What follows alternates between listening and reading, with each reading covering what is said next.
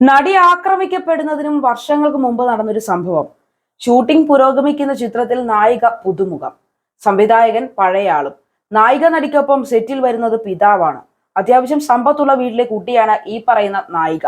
പെൺകുട്ടികളോട് പ്രത്യേകം കരുതലുള്ള ആളാണ് സംവിധായകൻ. അഭിനയത്തിനിടെ തെറ്റുകൾ സംഭവിക്കുമ്പോൾ ചാടിത്തുള്ളി ബഹളം വയ്ക്കാറില്ല. ഉച്ചത്തിൽ സംസാരിക്കുന്നത് തന്നെ കുറവ്. ഷൂട്ടിംഗ് തീരാറായി വരുന്നു. ഒരു വൈകിട്ട് സംവിധായകൻ നായിക നടിയെ മുറിയിലേക്ക് വിളിപ്പിച്ചു. സംസാരത്തിനിടയിൽ ഈ പടം ഹിറ്റാകുമെന്നും നടിക്ക് അവസരങ്ങൾ വന്നു നിറയുമെന്നും അദ്ദേഹം പറഞ്ഞു. നടിയാകട്ടെ ഇത് കേട്ട് സന്തോഷിച്ചു നിന്നു. പിന്നീട് സംഭാഷണത്തിലെ വിഷയം മാറി. തന്റെ ഇംഗിതം പതിയെ സൂചിപ്പിച്ചു. ഇയാളുടെ കൈകൾ അവളിലേക്ക് നീണ്ടു. അടുത്ത സീൻ നടി പുറത്തേക്ക് ഓടുന്നതാണ്. കാര്യം വള്ളി പുള്ളി വിടാതെ അച്ഛനോട് പറഞ്ഞു. സാമാന്യം ഉയരമുള്ള ആ പിതാവ് സംവിധായകന്റെ മുറി തള്ളി തുറന്നങ്ങ് വരുത്തി.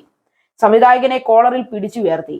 കട്ട കട്ട എന്നൊന്നും പറയാതെ നാറ്റിക്കരുതേ എന്ന് അപേക്ഷിക്കാൻ മാത്രമേ സംവിധായകന്റെ നാവ് പൊങ്ങിയുള്ളൂ.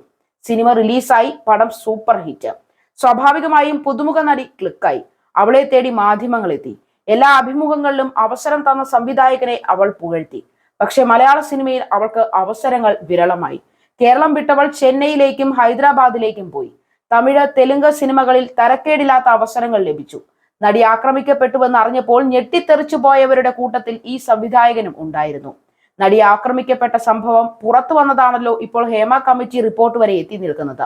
റിപ്പോർട്ടിൽ ഇതുവരെ പുറത്തു വന്നതിൽ തന്നെ ഗുരുതരമായ പരാമർശങ്ങളും മൊഴികളും എല്ലാം ഉണ്ടായിട്ടും അതിനെക്കുറിച്ച് കമ എന്ന് മിണ്ടാട്ടമില്ലാത്തതും സിനിമാക്കാർക്ക് തന്നെയാണ്. ആകപ്പാടെ പ്രതികരിച്ചത് സിനിമയിലെ പവർ ഗ്രൂപ്പിന്റെ ചെയ്തികളെ കുറിച്ച് നന്നായി അറിയാവുന്ന സംവിധായകൻ വിനയനും പിന്നെ WCCയുമായി ബന്ധപ്പെട്ട ചില അഭിനേതാക്കളും മറ്റും ചിലരും മാത്രം. ഏതിനും ഫേസ്ബുക്കിൽ കുറിപ്പിടുന്ന ഒരു കലാകാരൻ ഈ വിഷയത്തിൽ ആദ്യമൊന്നും പ്രതികരിച്ചില്ല. എന്തേ പ്രതികരിക്കാത്തത് എന്ന രീതിയിൽ സമൂഹ മാധ്യമങ്ങളിൽ ട്രോളുകൾ നിറഞ്ഞു. നിവൃത്തിയില്ലാതെ അദ്ദേഹവും പ്രതികരിച്ചു.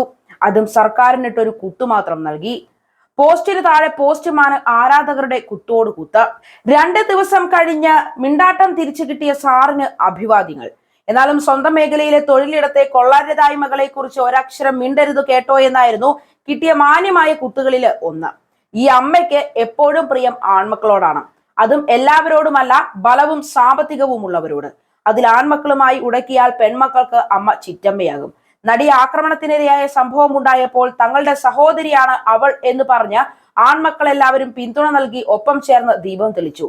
പിന്നീട് കേസ് അന്വേഷണം നടക്കുകയും പ്രതിയാണെന്ന് അന്വേഷണ സംഘം കണ്ടെത്തുകയും അഴിക്കുള്ളിലാവുകയും ചെയ്ത നായക നടനും ഈ കൂട്ടത്തിൽ ഉണ്ടായിരുന്നുവെന്നത് കേരളം കണ്ടതാണ്.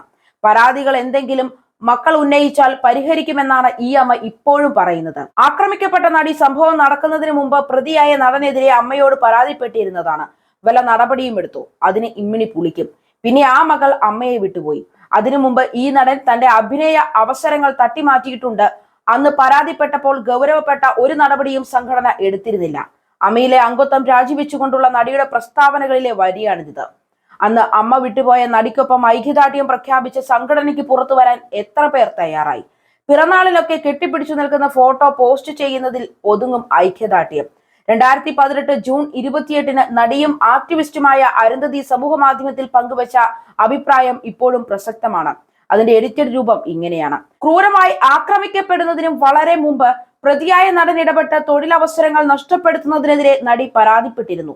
എന്ന് വെച്ചാൽ നടൻ വൈരാഗ്യ ബുദ്ധിയോടെ തങ്ങളുടെ സഹപ്രവർത്തകയോട് പെരുമാറുന്നുണ്ടെന്ന വിവരം അമ്മ എന്ന മാടമ്പി ക്ലബിന്റെ തലപ്പത്തിരുന്നവർക്കൊക്കെ അറിയാമായിരുന്നു.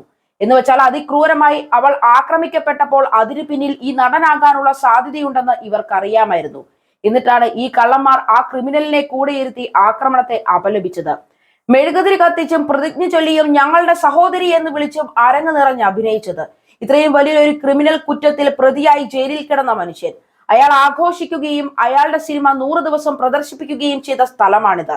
സ്ത്രീ വിരുദ്ധത എന്ന് പറയുന്നത് വലിയ കുറ്റമായി കാണാത്ത ആളുകളാണ് ഇവിടെ.